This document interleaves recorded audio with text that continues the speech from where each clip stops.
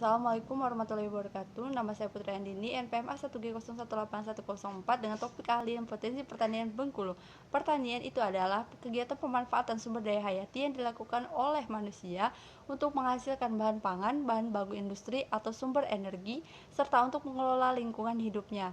Potensi pertanian Bengkulu itu terdiri dari 5 sektor. Yang pertama ada kelapa sawit. Komoditas perkebunan utama yang diusahakan oleh perkebunan besar swasta dan negara di Provinsi Bengkulu adalah komoditas kelapa sawit yang tersebar pada 5 kabupaten, yaitu Mukomuko, Bengkulu Utara, Seluma, Bengkulu Tengah, dan Kaur. Areal terluas perkebunan besar swasta dan juga negara terdapat di Kabupaten Mukomuko dan diikuti oleh Kabupaten Bengkulu. Setelah itu ada Kabupaten Bengkulu Utara. Yang kedua itu ada karet, yang mana karet ini adalah komoditas perkebunan kedua terbesar setelah kelapa sawit yang diusahakan oleh perusahaan perkebunan besar swasta dan negara di Provinsi Bengkulu. Perkebunan karet swasta yang terbesar di Bengkulu terdapat di 3 kabupaten, yaitu Bengkulu Utara, Kabupaten Seluma, dan juga Kabupaten Mukomuko, dengan perusahaan terbesar ada di Kabupaten Bengkulu Utara. Yang ketiga ada kopi robusta.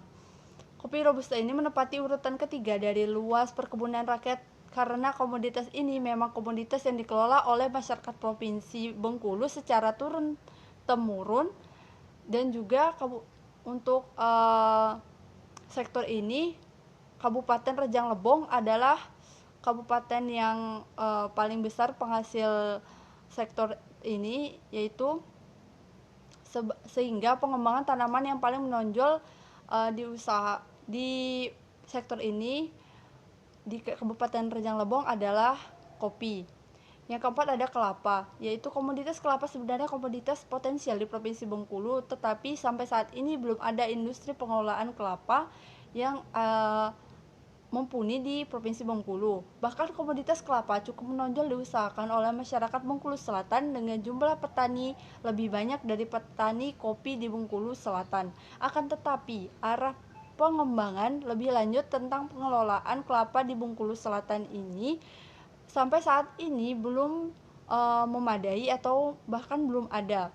Yang kelima ada kakao.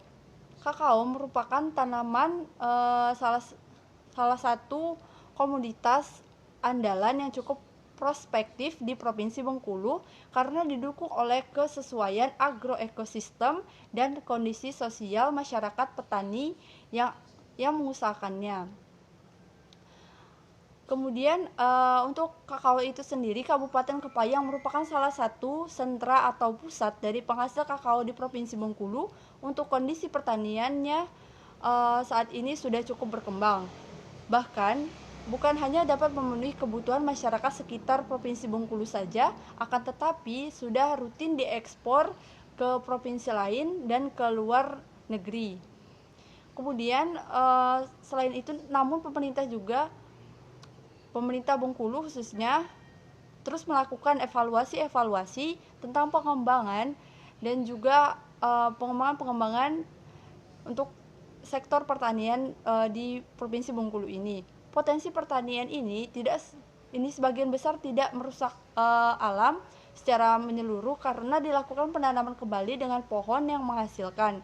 Akan tetapi jika pertanian tersebut dilakukan di hutan, contohnya hutan lindung yang terdapat banyak satwa langka, maka itu sangat merugikan karena hewan-hewan tersebut akan kehilangan tempat tinggalnya.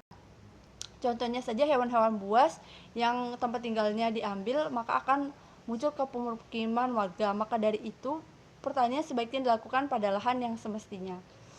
Baiklah, itu saja yang dapat saya sampaikan. Terima kasih. Wassalamualaikum warahmatullahi wabarakatuh.